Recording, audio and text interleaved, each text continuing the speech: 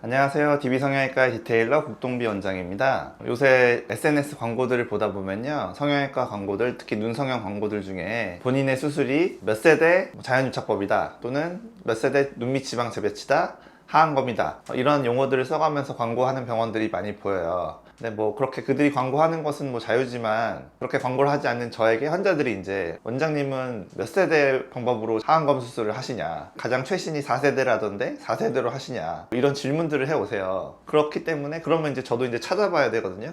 그들이 말하는 4세대 하안검이 도대체 무엇인가, 그래야 답을 해드릴 수가 있잖아요. 그래서 이제 저도 관심 있게 광고하는 영상들을 자세히 보면서 제가 하는 수술들과 뭐 새로운 게 있나, 아니면 뭐 정말 새로운 방법이 개발을 하셔서 그렇게 이제 새로운 세대인 것처럼 말씀을 하시는 거가 이제 유심히 보는데요. 물론 광고상에서 이제 모든 내용을 오픈은 하진 않으실 수는 있어요. 뭐 그들만의 비법이 있으실 수는 있지만, 그거를 이제 일반인이 봤을 때는 굉장히 그게 이제 신기술처럼 보이고, 세대를 아예 나눠버리니까 그전 방법으로 수술을 하시는 분들은 구식 방법을 쓰는 것처럼 이제 여겨지게 되는데, 제가 이제 수술의 방법에 대해서 잘 아는 제가 이제 그 내용을 보게 되면, 이거는 뭐 사실 크게 예전 방법들과 다를 게 없는데, 또는 새로운 방법인 경우도 있지만, 이렇게 했을 때는 예전 방법으로는 해결할 수 있던 문제를 해결할 수가 없는데, 이런 어떤 의문들도 분명히 생기거든요. 이제 이 부분들에 대해서 좀 파헤쳐 볼까 하고, 무엇보다도 세대를 나누는 거 있잖아요. 자동차나 핸드폰에서부터 이제 시작된 것 같은데, 그러다 보니까 요즘에 이제 걸그룹을 세대로 나눠서 요즘에 4세대 걸그룹이 이제 많이들 이제 활동을 하고 있잖아요. 근데 생각해 보면 4세대 걸그룹이 자기네가 4세대 걸그룹입니다, 저희는 4세대 걸그룹 아이브입니다, 그러진 않는단 말이에요. 뭐 세대를 구별하는 것은 본인이 하는 것이 아니라 다른 사람들 또는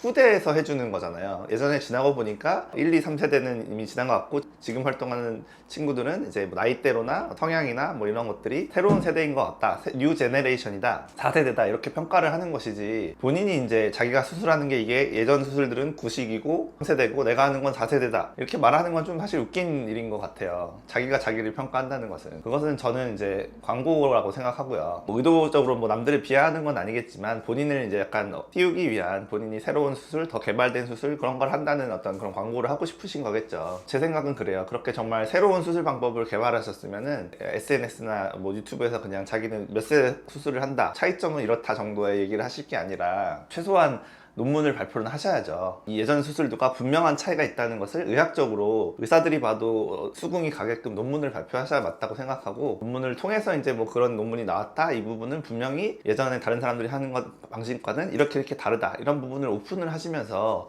본인만의 특허라고 해야 될까요? 신기술이라고 해야 될까요? 그런 걸 주장하시는 게 옳지 않나. 정보력이 좀 부족하고 의학 지식이 부족한 일반인들이 보기에 좀 헷갈릴 만한 그런 말들 있잖아요. 그런 말들로 이제 소비자들을 현혹하는 것은 저는 좀 옳지 않다라고 생각하고요. 저도 이제 사실 새로운 수술 기술이나 방법들을 많이 받아들이려고 노력하는 스타일이거든요. 절대 저는 이제 하던 대로만 하는 스타일은 아니에요. 학회에서도 가서도 공부도 하고, 새로운 제가 몰랐던 것들은 받아들여서 수술에 적용하기도 하지만, 수술을 어떤 문제 또는 미용적으로 개선을 시켜드리려는 기본 있잖아요. 그것은 기본적인 수술을 꼭 지키면서 꼭 해야 되는 과정들을 지켜가면서 해야 되기 때문에, 거기서 약간씩 추가하는 것이지, 전혀 새로운 뭐 제네레이션의 수술을 하는 것은 사실 어렵다고 봐야죠. 뭐 노벨상감이라고 봐야 되는 거예요. 실제로 그런 수술을 개발했다면. 그러려면 논문을 쓰셔야 된다는 거고요. 흔히들 많이 나오는 자연유착법, 눈밑 지방 재배치, 하안검, 이거 몇 세대다 몇 세대다 이렇게 광고들을 많이 하시던데, 그 부분에 대해서 이제 제가 클래식 수술이 왜 더 좋은가, 클래식 수술이 왜 더 꼭 필요한가에 대해서 한번 이제 그림으로 한번 설명을 드려볼게요. 그림으로는 이제 눈밑 지방 재배치와 하안검에 대해서 말씀드릴 건데요. 제가 본 눈밑 지방 재배치 광고 중에, 안화 지방을 이렇게 눈물꼬랑 밑으로 이동하는 눈밑 지방 재배치는 이제 약간 한마디로 지금 굉장히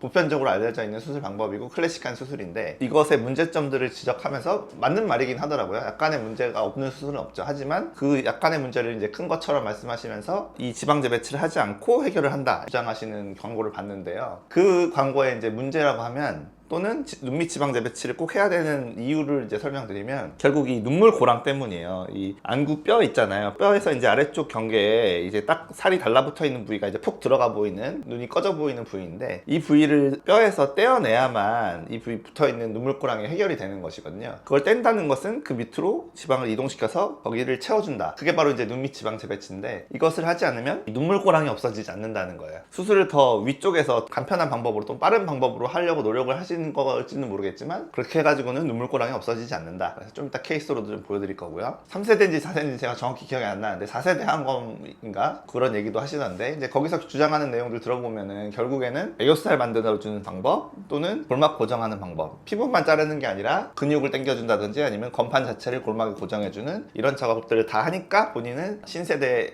항검이다 이렇게 주장을 하시던데 이거 사실 이미 다 하던 거예요. 이미 다 알려져 있는 수술 방법이고요. 그거를 이제 뭐 명명을 하지 않았고 또는 꼼꼼한 의사들은 이미 다 하던 작업이고 저도 당연히 다 하는 작업인데 그거를 이제 통틀어서 하안검이라고 말하는 것일 뿐이고요. 하안검 안에서도 눈밑 지방제 배치도 하지만 이거를 그냥 하안검이라고 부르는 것처럼 뭐 이런 과정을 다 포함하니까 본인은 신세대 4세대 하안검이다 이렇게 말하는 것은 저는 좀 무리가 있다고 생각하고 꼭 필요한 과정 그냥 클래식한 하안검이라고 저는 생각하고요. 이런 거를 귀찮아서 또는 시간을 빨리 하기 위해서 안 하는 의사들은 많이 있죠. 하지만 뭐 저 같은 경우에는 이런 걸 꼭 해야만 효과가 좋게 나타난다고 생각하고 실제로 그걸 보기 때문에 이런 과정을 빠뜨리지 않고 다 한다. 결국에는 클래식한 하안검이 중요한 과정을 빠지지 않고 하게 되면 그게 바로 가장 지금 알려져 있는 가장 좋은 수술 방법이다 이렇게 생각하시면 되겠죠. 간단하게 케이스 하나씩만 자연차법, 눈밑지방제 배치, 하안검 수술 하나씩만 보여드리면서 제가 하고 있는 수술에 대해서 한번 보여드리도록 할게요.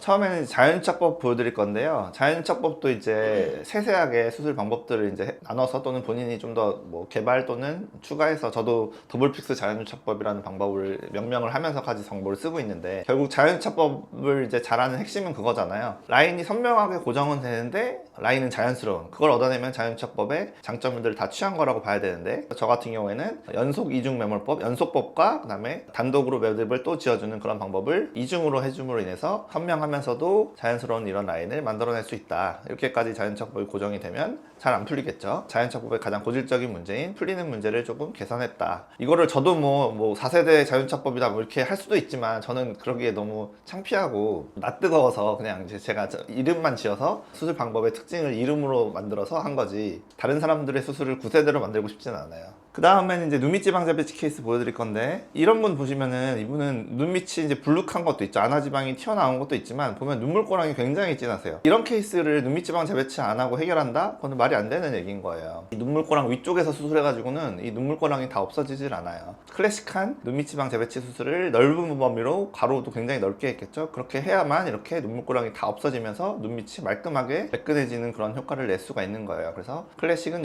영원하다라고 보시면 되겠고요. 마지막으로 하안검 케이스인데 이걸 몇 세대라고 또 표현할 수도 있겠지만 저는 뭐 그냥 클래식한 하안검 뭐 중요한 과정들을 빠뜨리지 않고 피부는 적당량 잘라주고요. 그 다음에 눈밑 지방 재배치 하고요. 그래야만 이 불룩한 것과 눈물고랑이 없어지겠죠. 그 다음에 밑에 근육을 골막 고정해주는 강화해주는 골막 고정해주고요. 그 다음에 애교살 만들어주는 작업하고 그 다음에 예쁘게 이렇게 잘 꾸며주면 거의 뭐랄까요 어떤 문제를 찾아볼 수 없을 정도로 완벽한 수술을 할 수가 있어요. 지금 이미 흔히 알려진 클래식한 하안검 수술로도. 그래서 새로운 방법을 더 개발해서 수술하면서 약간씩 고쳐갈 수는 있겠지만 그건 저는 5% 10%의 일일 것이라고 생각하고 뉴 제네레이션, 넥스트 제네레이션이 될 만한 획기적인 수술 방법이 나오는 것은 쉽지는 않다고 보고요. 실제로 개발하게 된다면은 의학 논문으로 아티클로 이렇게 내게 되겠죠.